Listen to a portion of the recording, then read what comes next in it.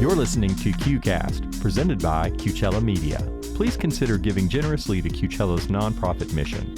To find out more about our mission and to make a donation, visit our website at qcast.qcella.org. Your tax-deductible donation will help us continue bringing you quality podcasts just like this one.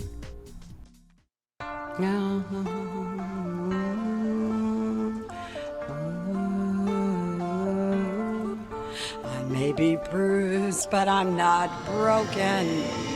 You can't take away my soul. You tried to tell me I don't count, but I know in my heart that's not true. So you cannot take me down that path.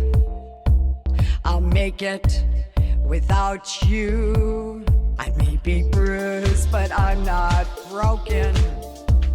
My life counts for something, and you wake up and I'll be gone. You'll know that you were wrong. Welcome to my show, Shades of Gender. I'm your host, Terry Ryan. Thank you all so much for listening, as we'll be talking all about gender identity, including the transgender, cross-dressers, non-binary, gender-fluid individuals who self-identify with these groups. The definitions of individuals are often misused and certainly misunderstood. Our goal is to identify these groups, listen to their stories and their journey in life to get a better understanding of who they are and how they're doing in society. First of all, welcome everyone. Thank you for joining us. I am actually very excited today to have Tracy on, who is someone I just met, and I'm going to let Tracy answer that question that I say no labels and then I label, but it helps our audience kind of get an idea who we're talking to because they can't see the person. So I'm gonna ask Tracy. And hi, Tracy. You can say hi. Hi, everyone. Sorry, I didn't even let you say hi. Okay. Hello. Hi, Tracy. Tracy lives in Palm Springs. Yes. So how do you identify in the gender scale? I am a trans man. So trans man, and I let you say it because I just want to make sure we say it right, because it seems like there's new terms coming out all the time, right? Right. Well, as you say, gender, there's plenty of shades of gender, so. There are. Yeah. So first of all, I want to thank you for having on the show. Absolutely. You were, we were just commenting, Tracy and I sat down and met for the first time over coffee, and 2 hours later, we were still talking, and I never even got my coffee. So lots to talk about with Tracy. We try to keep these podcasts to about a 30 to 35 minute show, but a very interesting story. And I have not had on Shades of Gender. I have not had a trans man on, and there's. Every gender identity, every person is different. And again, everyone has different ways of getting here. But I would like to start with, first of all, a descriptive for the audience. Tracy's an attractive person, maybe around 5'6", with beautiful green eyes and, very, very cute. I don't know what nationality, but yeah, very, just kind of a small, medium frame and, but great smile and great energy. So thank you. You're welcome. Tell us about your journey, a little bit about where you're from and some of your early, I go back to the early days because, it's especially, I think, in the trans, and I see it also in some cross-dressers or most of them. It's, before 10, there's something going on here. Definitely. Yeah, we don't sometimes before 5. It just depends on the individual. So why don't you tell us a little bit where you're from, your background, and kind of when you first, started identifying as a man? Sure. Well, I'm originally from New Jersey. And, first I want to say that every trans person has a different story. We all have commonalities. So, I'll speak to my own, but I just want to be clear, I'm not speaking for every trans man. Right. But, I grew up pretty much like a tomboy. And I would say probably, I'd say 5 I can definitely remember from up till 8 or 9, something like that. I think there's a childhood kind of magical thinking where all of my neighbors and friends were boys. We played football and baseball and things like that. And there was just this thinking in my head that, like, one day I would wake up a little boy. that gender wasn't set. So you, as a girl, describe yourself as a little girl. I mean, you must have been pretty. Like I said, pretty little green eyes and, kind of a petite. Well, I'll tell you, my poor mom, she tried. She tried really hard. If she put me in a dress to go to school, Right. I would literally tear it up on the playground, Oh, wow. just so she would not. So you know. when you say you're a tomboy, so for you, it's just she would dress you very feminine. Right, As a little she girl. dressed and me like a little girl. It was Right. the 70s, Right. and she dressed me like every other little girl. Did you play with dolls and things early on, or were you more interested in the more typical, male gender type of toys or sports? Or I was more into sports, but the one doll that I did play with was my brother's G.I. Joe. Oh. You want to be in the military. You weren't cutting Barbies here I or was Skipper. not. You were playing with G.I. Joe. I had them. I would get girl stuff for Christmas. and my Yeah, birthday how was and that stuff. for you too? Were you It was- disappointed when you got not It was the right very- toys? It was very frustrating. Yeah. I joke with my mom about it now that I loved football when I was a little kid, and I used to ask for a Steelers helmet and a football. Wow. And I wouldn't get it. I'd get a Barbie and Right. typical things. And again, Right. it's the 70s. Right. These conversations were happening. That's right. So they did their best. Right. But it was always my brother got all the stuff that I wanted. Right. And, I would kind of try to play with my stuff when he wasn't Was looking. he I your would get older it. brother or your Yes, young? Okay, older, so how 2 much years. older? 2 years. 2 years. So you had yourself, and then your older brother, and Yeah. and then that's it, right? And The mom and two- dad, And yeah. mom and dad. Yeah. So you were did your brother catch you in his room playing with this stuff? I mean, that wouldn't be uncommon for two kids anyway. Yeah, but- and it was more of don't touch my stuff. Oh yeah, Kind of like the big because brother that's thing. typical Yeah. brother thing. That's mine. Right. And he didn't realize how much you really wanted. Exactly. It's like I'll trade you a doll for. Right. Okay, wait a minute. I have a Barbie doll here. Would you want my Barbie doll? Can I have your football? Yeah, Or I'll that's not take your gonna GI work. Joe. He's like, no, that's not gonna work. It would have been better off if you had a sister. You could have given Right. her all your stuff, I guess. But I think too, it's almost more acceptable for girls to be playing with boys' toys than the other way around. It's interesting. I think so. Though I have to tell you, when I was young, I remember as a cisgender woman and girl, I remember I loved my dolls and I cut all the hair off my dolls and I played with my Barbie dolls but I also like cars, like the Matchbox cars. Mm-hmm. And back when I was growing up, Matchbox cars were for boys, right? I mean, you didn't play, and I like trains. Right. Not a lot of girls love trains, Right. That's true. Right. So I used to like to put the train tracks out. I mean, I wanted always a train set. Right. So, and I do remember, I have to say, you talk about how gender and the mores and the type of things we should all be doing and the categories of gender are so ingrained in our society. And that's why I think there's so many people have such a hard time with gender identity. They do. They It's do. it's like we're stamped in our head. Yep. Girls don't play with Matchbox cars. As I remember my mom saying, well, why do you want to play with those cars? Because I like them. Right.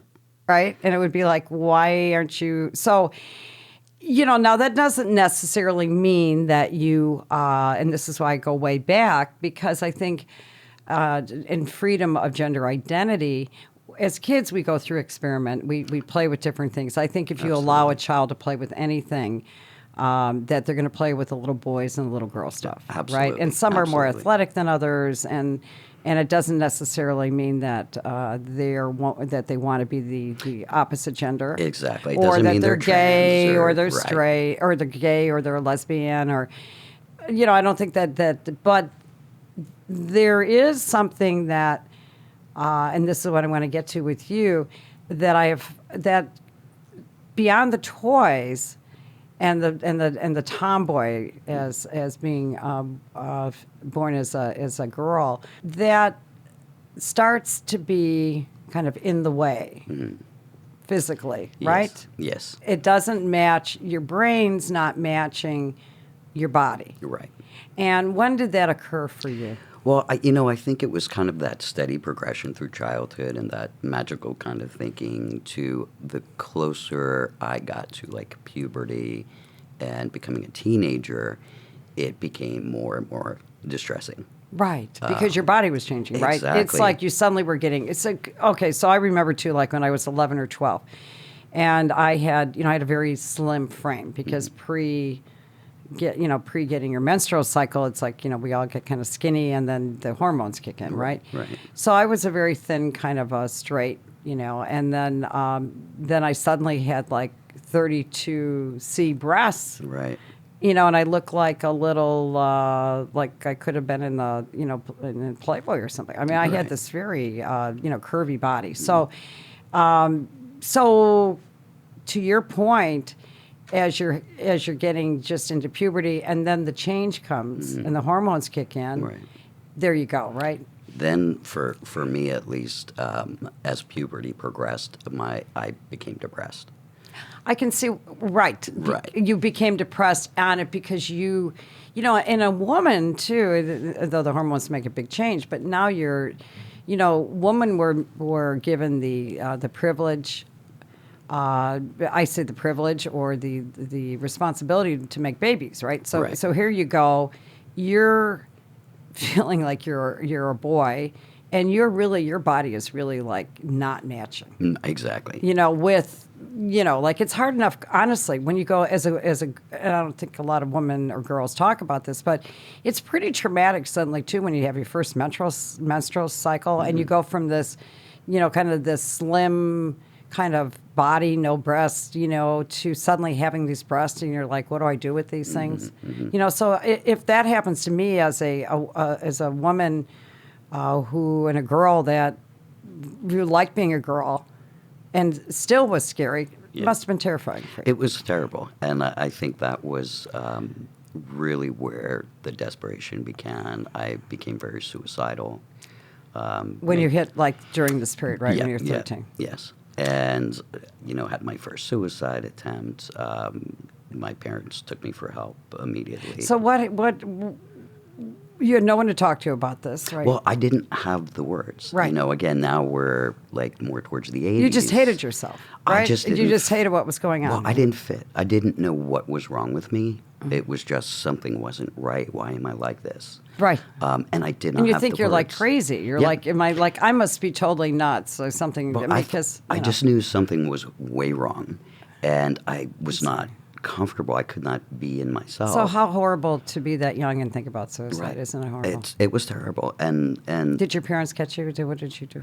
my parent. I'm very lucky in that both of my parents. My father's passed now, but both of my parents were very loving and supportive. So, as they're seeing the distress and the depression increase in me, they became more watchful. Sent me to a therapist, and the therapist was not helpful at all. I was going to say, so what kind of therapist at that point? Now you're talking about what year would this be about? 1980s? 80, yeah, early 80s. Early 80s. So you're at the therapist, and they're like, why, little lady, why do you want to kill yourself? Right, Kind of thing, right? Yeah. And at the time, again, I didn't have the language. I thought, well, maybe I'm a lesbian. Right.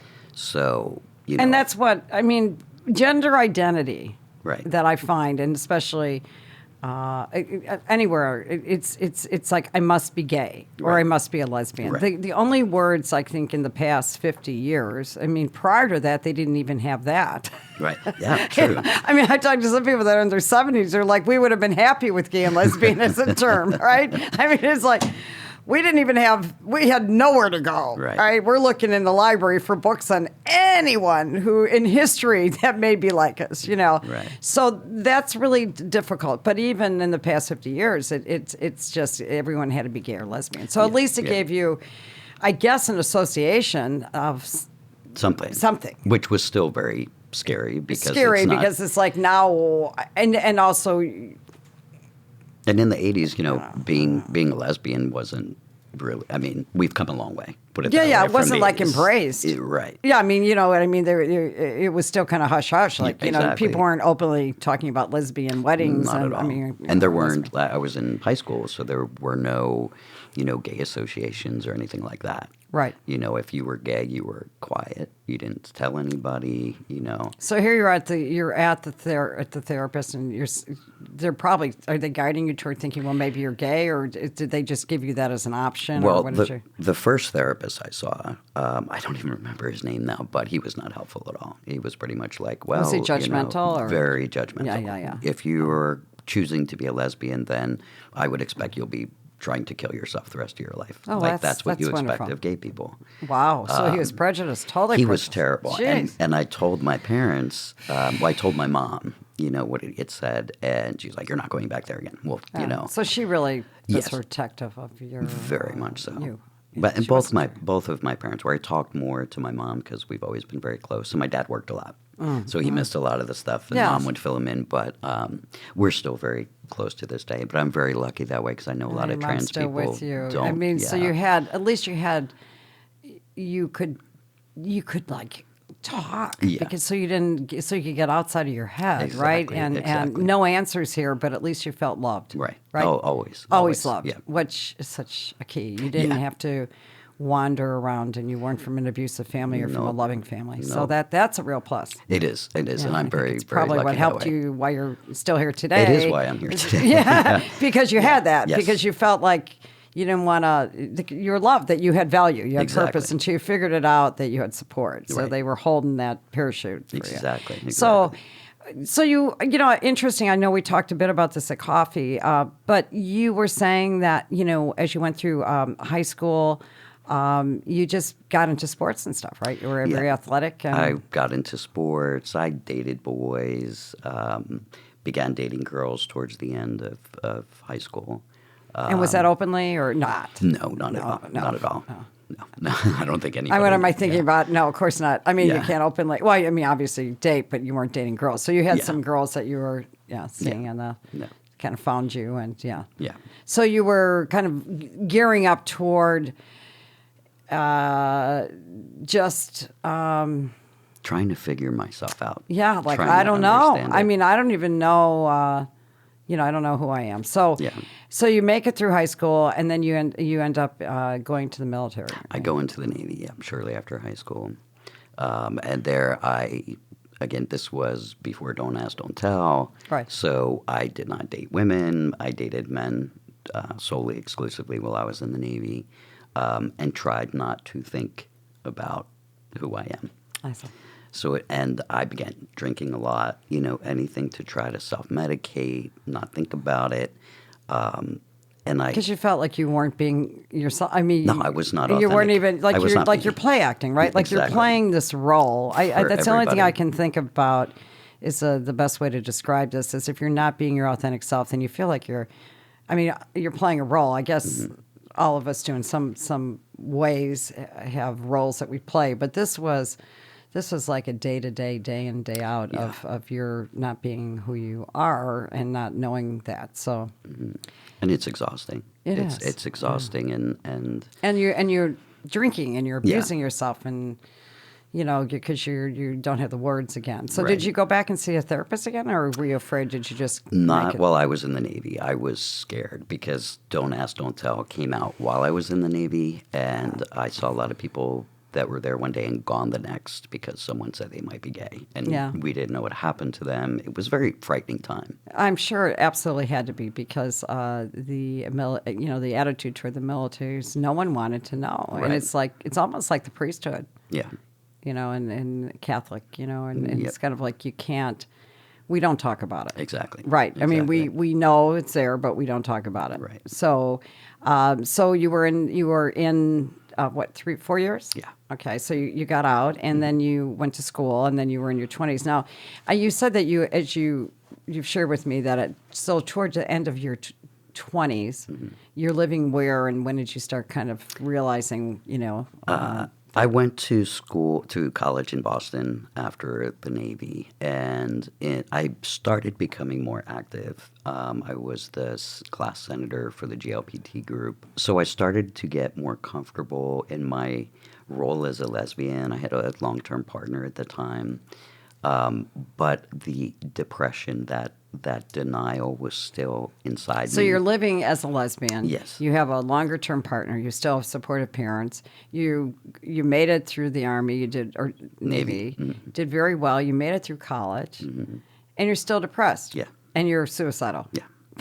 And you're pushing 30 and you're thinking, here I am, 15 years later, and I feel as bad as I did. Yeah. Right. When I was a kid. When I was a kid. Still there. It's like this underlying depression of not being who you were. And it's not that you weren't loved and you weren't successful. Right. I had friends, I had great family, but it was inside me. I had this thing inside that was like haunted. I felt haunted. Haunted, yeah. By it. It's like your inner soul. Exactly. I mean, your soul is telling you you're not being who you are. Right. So did you go back to a therapist and try to sort through it? Yes. I went back through many therapists, and over the course of time, it also, the relationship with my partner ended. I think partially because of this. I didn't know it at the time, but because it was eating me away so badly, I think that certainly had something to do with the end of our relationship. Did you ever talk to her about what you were investigating yourself, or you didn't know yourself? No, we fell out of touch since then, and we never talked about it.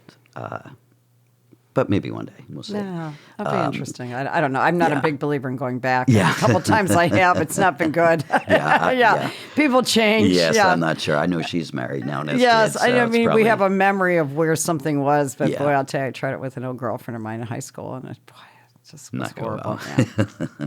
People change. Yeah, they really do. Yeah, and you just think of where you last left them, and they've had 20 years of life in between. So. Yeah, and a lot can happen. Yes, it can. So I did. I went through a bunch of different therapists, and I finally found a therapist that was perfect for me.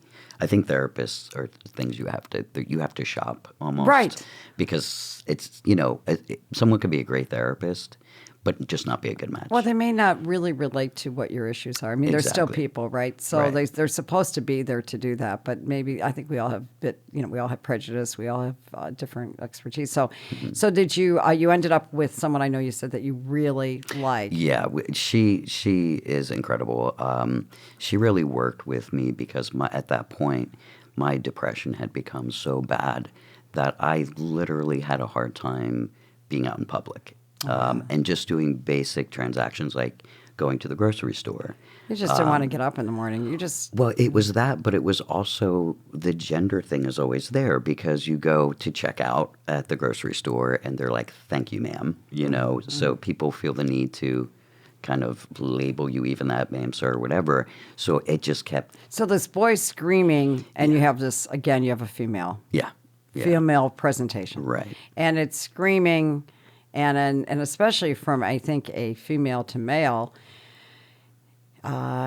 you can't. It's harder to hide. You know, if you're male to female, you can dress it. You can use the wigs. Right. You can add to it. Right. To create a illusion or a persona. Mm-hmm. But when you're a woman and you have your breasts and unless you're binding them and it's just it's more difficult. Yeah. So here you are, and the therapist. Then did she deal with? Had she dealt with in the trans world before? Or was no. It's funny because I still had such a hard time with the words. Now at this point in my life, they didn't have them though. I mean, people didn't say people. It was transsexual was the word. You had transvestite, transsexual, cross-dressing. I guess was out there.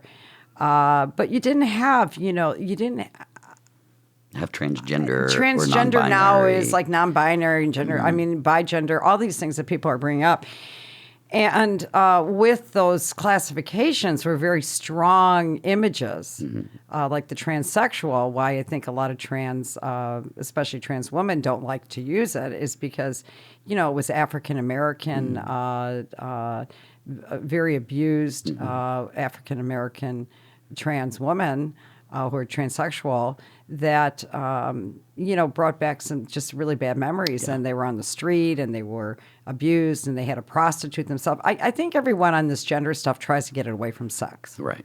I really do. If anything I've learned in working in this space for 7 years is everyone hates, that's why the cross-dressers hate the term because they have the sissy cross-dressers at the end of the spectrum or both sides or one side, a very small amount that it's, I compare it more to a sexual S&M kind of a sexual thing that, a few people can always spoil it for a lot of people, right? Yeah. And that's the problem with these terms. Right. So we're talking, but back again, you would not have any terms except you didn't feel like you were yourself. So I know you went on through the therapist, and you ended up with someone that did work with you and put you on hormones. Well, yeah, the therapist I was seeing, I actually, because I was struggling so much with the words, I've always been very artistic, so I was painting self-portraits and bringing them in.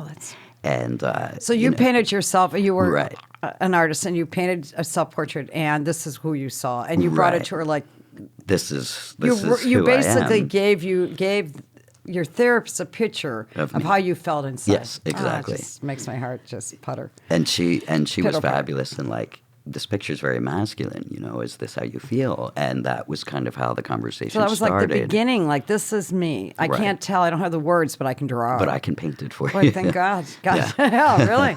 You're lucky. Right. I would have done little stick figures, and they probably would have thrown me in a mental institution and said, I don't know what she's I don't know what drawing. she's doing. She's got little stick figures with little hats on and in a house. They said, I think she needs to go into psych ward. So thank goodness you're good. God gave you some good Well, good enough. talents. To, Yeah, good enough. yeah. Right. to So get it that across. was like a total, and you were around 30 at the time, right? Yeah, I was about 30. And again, she's so wonderful. She had not had any experience with trans people, so she spoke to me about her consulting with a therapist that she had known that works with the trans community in Boston.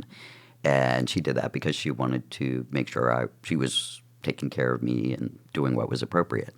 I ended up also seeing that therapist, and she was the one who gave my therapist the okay for the prescription for I the see. hormones. I see. Again, because she had never dealt with it. Right. It's like, I don't want to do the wrong Well, thing it's by really you. what year again would this have been, about 19... Oh, boy. 90? This would be probably early 2000s. Right, early Yeah, 2000s. yeah. So, still, again, not a whole lot. You're talking 20 years ago. yeah. So there's not a whole lot out there, and there certainly weren't specializations in gender identity back then. I mean, it wasn't, it was just a whole different time. So, but the hormone treatment, and actually 20 years ago with hormone treatment, where was the hormone treatment back there? I mean, how did they know even to use that the way they did? That's a good question. I don't think I can answer that for you. Okay. I'm But they not did. But they did. I They got, did. my first prescription for testosterone, and it required a very large needle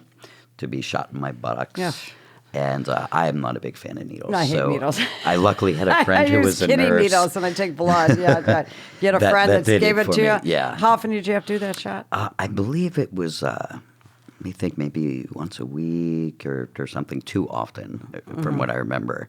Yeah. It's now, we've changed to now. Horrible. Yeah. I could use diabetic needles, actually, and it just goes under the skin. So Okay. and that you can do anywhere. So Boy, it's it's a come a lot long way easier. since those Yes. big needles. It was almost like, gosh, this feels good, but boy, this hurts, right? Yeah, it hurt, Yeah. but the changes. It's funny that the changes happened so fast for me. Your body just like took to it, right? My right away. voice dropped in like 2 weeks. My mom didn't even recognize my voice. I answered the phone one day, and she was just like, "Hello." Unbelievable. So your voice dropped right in. right away, facial hair started right away. I was very lucky that way, because I know some people, it's different for everybody. Right, but it's almost like your body was missing it. Yeah.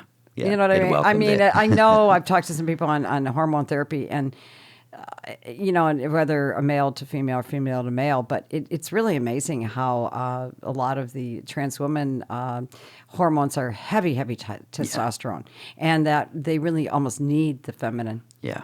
I mean, it's just, it really is like a very high dose of naturally producing. So Right. they, of course, bring it up further to reduce the testosterone as slow as possible to bring out the female. But there does seem to be somewhat of a deficiency on this. I need to delve into it deeper on the hormones on the show, because I think it'd be interesting. And I'll tell you, too, for what's different for female to male, too, is if you have a hysterectomy. Because if your body is still producing estrogen, then you need more testosterone. So once you take the female parts away and you're not producing estrogen, you don't have to take as much testosterone. So there you go. So you then did the upper surgery for the breast. Yeah. removal Yeah, in San Francisco. in San Francisco. And then did you get a hysterectomy? I did, but that was actually medically required. Oh, it was. Yeah. You wouldn't have I necessarily. had some precancerous stuff going on, and the doctor was like, Oh, so actually, it would not be something you necessarily would have done, or do you think it's something you would recommend? That's interesting. I would have liked to have done it just to not have to take as much testosterone. Because Exactly. that has its own Yes, it risks does. as well. Right. And I wasn't going to be using those parts Right. anymore. So it just so happened that as I began transitioning, I started having some health problems. And my doctor we did multiple procedures. I kept coming up precancerous. And finally my doctor's on like, your ovaries? cervix. Cervical. Cervical. Wow. So What a my killer. doctor was like, Got it up. listen, you're transitioning. You're not going to be using these things. I Thank can't goodness get you it caught all, it. so let's just take them out. But she did have to take an extra step because initially my insurance wouldn't pay for it because they called it transitioning.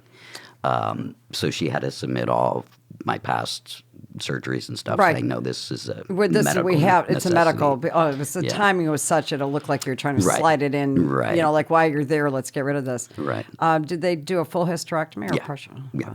Yeah. So that was necessary, though. Yes. I mean, but Yeah. do you know within the trans male world, is that something they're doing now as often, or?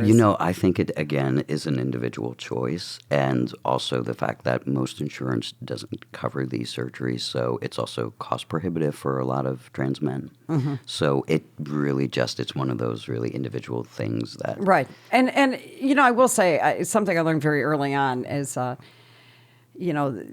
transitioning. Transitioning is so much more than just it's transitioning, but everyone has their different levels of their physical part of transitioning, Yes. and it has to do with how your age, your health. It's everyone is different, but it is pretty common, though, obviously, if you're a trans male, to have a mastectomy. Yes. I mean, because that is a removal of a female that's clearly female. Right. And it's, and the upper surgery is a female. It's very triggering, to be a trans man. And when you're at the point you still have breasts, it's very, very triggering. It's very distressing. Right. And it's pretty much the one thing that everyone looks forward to is getting their top surgery. Right. It's just freeing and no more binding and all those kind of things. Right. And it's just such a huge step towards being your authentic self and feeling whole. Absolutely. So it's critical. And I think for most trans men, top surgery usually is it. For surgeries, most trans men, as far as I know, don't go on. There's multiple options for bottom surgery, but... So they'll start with hormones. Yeah. You don't, you're actually trying to bring more hair back. It's not like some of the trans women that are trying to get rid of it, like paralysis, Right. And the hormones then, of course, as you get older, and even if you haven't had a hysterectomy, and your body itself, even as you get older, you're going to produce less hormones. Right. So the idea is to manage that process as you get perimenopausal or whatever, Right. With you, it's a little different because once you have you're put into an early menopause, I think, when you have a hysterectomy. Right. Yeah. Right. Yeah. So here you are. So you're excited. You're finally. What you see in the mirror is who you are. Right. And that picture. Did you frame that picture? Do you still have No, it? I still have it. Yeah. But I never, haven't I framed never it, let but that go. Yeah. I mean, that was the beginning of you. Yeah. It was. It was. Yeah, it was putting your soul with your body and yourself. I mean, Yeah. that's just such a touching story. I'll never forget that Yeah. story. That's Me really neither. super. Yeah, it's a good one. So It was not a way I ever thought I would come out. It was just like pretty much out of desperation. Like, how do I get this out of me? Right. Let me paint it. And there you were. Yeah. I mean, right in front. My grandfather and my dad paint. So as I said, they were given the talent. They could do that. Yeah. But me, as I told you earlier, I just stick people on. They throw me in a psych ward. So you then at that point in your life, you how did you handle it then with your your mom and your dad and your brother and your friends and anything else in your life? I mean, Well, at this point, my dad had passed.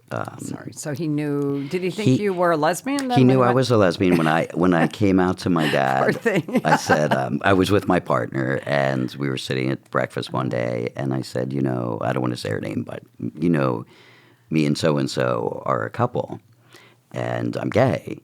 And he looked at me and said, "Are you happy?" And I said, "Yes." And he said, "Then that's all that matters." And so it was not even an issue. My mom was the same way. Now, when I came out as trans again, I had. It's funny because I love to talk, but I had such a hard time with the words. So what I ended up doing is I wrote my mom an email. It was like midnight, and I told her I was trans and starting the hormones and all that kind of stuff. And I sent it off to her thinking she's not going to get it till the morning. But she got it and immediately read it and called me and said, "I'm not surprised." Oh, yeah. Like it was just always there, Right. again, without the words. Right. And she's been tremendously supportive. Which is pretty progressive for your mom at that Yeah. point. You know, I mean, my parents are, in their mid-80s, and they're, I've had to spend so much time trying to educate them on Yes. and try to get, my biggest goal of Shades of Gender show is to get people just to listen. Yeah. Don't you think? That's so hard, I mean, too. it's so hard, and there's so much prejudice between the gay community and the cisgender community, and it's not intentional. I think it's just lack of listening. Everyone's busy. Everyone's got their own stuff. Yes. And there's just so many mental images and definitions that are not real. Right. They're not what's on the ground level. These, as I say, it's people. And so every time we have a conversation, it's been obviously rewarding for me, but I'm sure, now I don't know. I know it's getting, Palm Springs is a very liberal town. Yes. I mean, you could be, but still, how, you've got. I know you're still with your mom. Your mom's still around, which is wonderful. I know your brother is in Florida. He's he's in North Carolina. North Carolina. Yeah. So he's he's getting better. It's been a process. Yes. A long Well, his process. little sister is gone. And, I think also for, again, like I said, you can't go back. People have their own kind of mental relationships of who someone was and when they disappear. I think the closest thing I saw to that I guess I kind of felt the finality of when Bruce Jenner said goodbye as Bruce and then came back as Caitlyn. Right. And I personally, since I had written and been involved with the trans community, really felt sadness. Yeah. Well, there is there's grieving that goes with it, too. That's what I'm getting to. I mean, I Yeah. felt a real grieving process that, I'm not, that I felt when Bruce was saying goodbye to Bruce. Yeah. Or Caitlyn was saying goodbye to Bruce. Right. And that was real to me. I mean, that whole Kardashian thing is kind of that whole bigger than life, Right, right. money, and, being in the public eye. But I felt that was very authentic, Yeah. a grieving process. And like I said, with yourself, you went through that. There is a grieving process to saying goodbye to the person that you were, all the things that go along with being a female. Right. Whether it's like having a car door opened for you or Right. those kind of things. So there's a grieving of what's lost, and I think it's part of the transition and becoming whole. Because now I can sit here and look back on my female life and be so grateful for all the experiences I had. Right. And living life as a woman, experiencing life Well, as a you really woman. did. You lived as a straight girl, a Right. gay woman. Right. So I've had a lot of A experience. trans man. So So- I mean, but to get to where you need to be, Yeah. it's like you had all these different directions. So, I could talk to you forever. I'm going to have you back on. I hope you'll come back. Oh, absolutely. Okay. Yeah. And we have a lot more to talk about. And I think a little bit more I'd like to talk in our next conversation about what's going on in society now, Yeah. in the trans, as a trans man. I haven't covered that a lot, so I will have you back soon, and we can talk about, there is I do want to say this, you were in a movie? Yes. Why don't yeah. you just give a little Yes. info on that? I was in a film, Death and Bowling. bowling. It's going to be Death and Bowling. Okay, great name. It'll be premiering in LA on March 29th at the ArcLight as part of Slam Dance Emergence Film Festival. It was made by mostly trans people, non-binary people. It's a story of two trans men, but it's not entirely about being trans. Okay. So it's a more kind of general story, but just with trans characters. About two in love or friendship or? Well, you know what? I know you're gonna have the writer-director on as well, I will. Lyle. So let him talk about it. Yeah, since he's the one who birthed it. He's the but the it's not all, but most of the cast and crew were trans and non-binary, which was an amazing experience. I was going to say, what an opportunity for you, to be surrounded. I mean, it's so wonderful. That's what I said. The more people that come out, I say come out of the shadows. Yes. And that's what I'm happy about, and to be part of society now where people are coming out of the shadows. And, thank you so much for doing the show, because it's so important. Thank you. It makes me feel good. Thank you. And everyone in the audience, I want to thank you for listening. Again, Tracy, thanks for being on the show. And if you would like to listen to more Shades of Gender, you can go to KGay1065.com under Shades of Gender. Thank you so much, everyone.